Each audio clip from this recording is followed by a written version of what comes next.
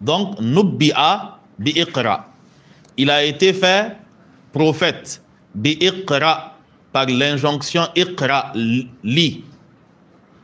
Et ça c'est un élément important par lequel Allah subhanahu wa ta'ala a commencé la révélation au prophète sallallahu alayhi wa sallam. Il est impossible qu'une religion dont le premier message a été Iqra, il est impossible qu'on lui redonne vie par d'autres moyens que Iqra. C'est-à-dire que si ça a commencé par Iqra, si à un moment on se rend compte que elle faiblit ou encore qu'elle baisse, pour lui redonner vie, c'est le même système encore Iqra. C'est ce qui faisait que le prophète sallallahu alayhi wa sallam, à chaque fois que des gens se convertissaient, il leur envoyait qui? Al-Qurra. C'était les savants, les lecteurs d'entre les compagnons qui leur envoyaient. Parce qu'il s'agit d'une religion de science. Il s'agit d'une religion basée sur la science. Rien ne se fait au hasard, rien ne se fait sur base de ton avis, de ton impression ou bien de ton jugement, et ton intellect n'intervient pas là-bas. C'est-à-dire que quelle que soit ton intelligence, là-bas quand tu rentres, il faut forcément que tu ailles apprendre. Ok? Il faut nécessairement que tu ailles apprendre. Vous avez entendu on n'a pas l'habitude de parler des situations politiques, mais vous avez vu pendant les assises nationales un certain nombre de questions qui ont été soulevées et un certain nombre de points qui ont été débattus. Et souvent, ce sont ces genres de questionnements ou ces genres de sujets, quand elles sont suscitées dans une société, on comprend la nécessité ou encore le résultat des efforts passés. C'est-à-dire, est-ce qu'il est nécessaire d'augmenter dans la da'wa et dans l'instruction des musulmans, ou bien on a atteint un niveau satisfaisant? Vous avez entendu beaucoup d'intellectuels critiquer le fait qu'on dise qu'on va appeler, c'est-à-dire le fait d'appeler donc, c'était quoi le mot? République islamique. C'est en ce moment on a compris en réalité que bon, les moutons se suivent, mais ils n'ont pas le même prix, quoi. Ok? C'est-à-dire qu'on s'est rendu compte qu'il y a une bonne partie d'entre les intellectuels de ce pays, c'est-à-dire n'aurait été le fait qu'ils ne soient pas capables, à cause donc de la société, de montrer clairement leur animosité ou encore d'afficher clairement leur ignorance de la religion, ils allaient le faire. Ok? Mais à demi-mot déjà, on les entend argumenter que non, le Niger est un pays laïque. La laïcité, ce n'est pas ton grand-père qui a amené ça.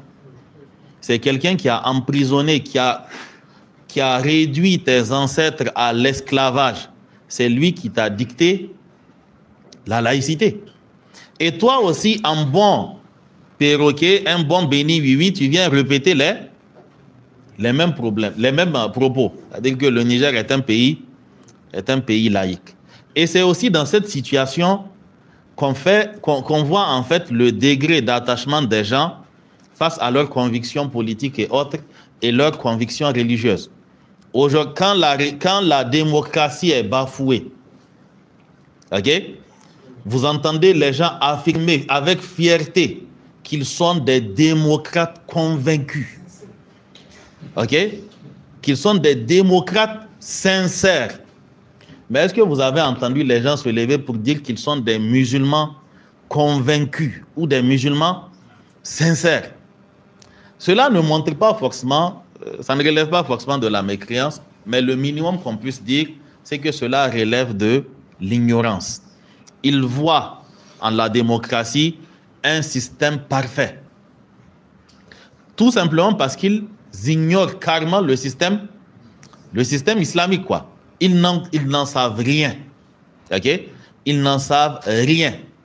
Aujourd'hui, vous entendez les gens, quand on parle de charia, lui, tout ce qu'ils voient, c'est couper la main. Couper quoi? Non, laissez la tête tranquille. Couper la main, ou bien le fait de lapider, le fait de flageller et autres. Bon, ok. À supposer que la législation, la charia se limite à ça. Si tu n'es pas un voleur, tu n'es pas un fornicateur, tu n'es pas un meurtrier, c'est quoi ton problème? Ton problème, c'est où? C'est-à-dire à supposer même que la charia se limite à ces éléments. Si tu n'as pas l'intention de voler, tu n'as pas l'intention d'avoir des rapports extra-conjugaux, tu n'as pas l'intention de tuer quelqu'un, ça te dérange en quoi? On a dit on va tuer ceux qui ont tué. C'est lui qui vole, c'est qui n'est pas à lui, on coupe sa main. Tu as l'intention de voler ou bien c'est? Ok?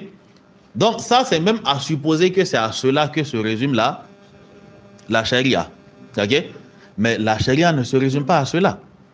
La charia ne se résume pas à cela. Aujourd'hui, toutes les questions de société ou les questions pénales ou les questions en ce qui concerne le droit des affaires et autres, où souvent vous entendez parler de vide juridique.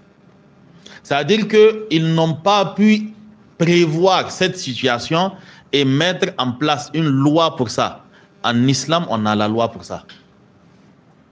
On a les lois qui régissent le domaine des cadastres. Même, les mêmes problèmes qu'on a tous les jours là. On a des lois qui régissent les relations entre agriculteurs et éleveurs. Comment on fait quand ils sont dans la même zone. Pour ce qui concerne l'héritage, ça, n'en parlons même pas. Ok? L'héritage, c'est un sujet, c'est-à-dire que c'est un domaine où l'islam est la seule religion qui a amené un système d'abord complexe, parce que difficile à maîtriser. Et je peux parier que, je sais que le nombre de licences, maîtrises, doctorats dans la salle, c'est peut-être par dizaines que ça se compte. Mais maîtriser le partage de l'héritage, ça, il te vaut plus qu'un doctorat. Ok? Donc, c'est dans tous ces domaines-là. Les questions, les litiges qu'il y a dans le domaine du commerce, toutes ces questions ont été clarifiées par l'islam. Et ce sont des choses qui ont été écrites. C'est-à-dire que dans les livres de fiqh et autres, il y a plus de 1200 ans. Vous trouvez un écrit d'il y a 1200 ans, vous allez voir ces questions qui ont été traitées. En ce moment, l'Europe était où ça? En ce moment, ils vivaient dans quel genre de... Eux, c'est une époque qui correspond à leur Moyen-Âge. Ok? Ou avant même le Moyen-Âge. Ok? Mais en ce moment, déjà, l'islam avait établi ses règles. Il y avait des tribunaux qui tranchaient sur tous les types de questions. Tous les types de questions étaient traités dans les tribunaux. Mais étant donné que tu ne connais rien de l'islam, quand on te parle de la loi islamique ou autre, tout ce que l'Occident t'a fait comprendre, c'est qu'on va couper les mains des voleurs ou bien flageller ou lapider ceux qui vont commettre l'adultère ou la fornication et tuer celui qui a tué. On ne sait pas si tu te retrouves dans l'une de ces catégories pour te mettre en colère quand on parle de la charia, mais sache que la charia ne se limite pas à cela. Et l'islam n'est pas le christianisme. L'islam n'est pas le christianisme. Le christianisme, c'est une religion qui est sans règles. C'est-à-dire que c'est une religion qui peut se fondre partout. Aujourd'hui, tu demandes à un chrétien comment on célèbre le mariage dans le christianisme, il ne sait pas. Je dis sur base d'écriture, quoi. Il ne sait pas, parce que ce qu'ils font à l'église ou autre, c'est pas... chacun imagine, quoi. Ok? Et ce sont des rites souvent païens et autres qui se mêlent à leur pratique. La robe blanche, on sait tous que c'est païen. Ainsi, maintenant, il y a des musulmans pendant le mariage, ils font un hijab blanc. Qui t'a dit que tu es obligé de te mettre en blanc quand tu te maries? Et quand on met hijab blanc, on dit, Masha'Allah, on a islamisé la chose. C'est comment on appelle ça? C'est le paganisme que tu penses islamiser. C'est comme si quand tu te donnes la mission de purifier les sels. C'est-à-dire que tu prends les sels et puis tu te dis que ton objectif, c'est de les purifier. Tu n'as rien à chercher là-bas. Quel que soit le domaine, on a un système parfait, exhaustif. Et il n'y a pas de vide juridique. Allez voir les documents de Ibn Taymiyyah, As-Siyasatu Shar'iyya, fi Islah ar-Ra'i wa ar-Ra'iyya. ça fait déjà 7 siècles. Avant lui, Al-Mawardi qui a écrit Al-Ahkam al-Sultaniya. Ce sont des documents qui ont traité de la gestion de l'État. C'est-à-dire que ça soit ce que vous allez appeler la Cour d'État, la Cour constitutionnelle, la Cour de cassation, la Cour de je ne sais quoi encore, Cour d'appel et tout, là, la Cour des comptes. Toutes ces choses-là, c'est déjà dans le système islamique. Mais malheureusement, chacun pense que l'islam, ou encore le summum de l'islam, c'est ce que fait l'imam de son quartier.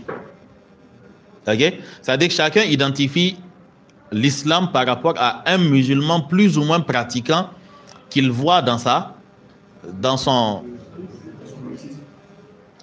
cadre de vie, quoi. Alors que tel n'est pas le cas. Avant de te prononcer sur la chose, va d'abord étudier l'islam.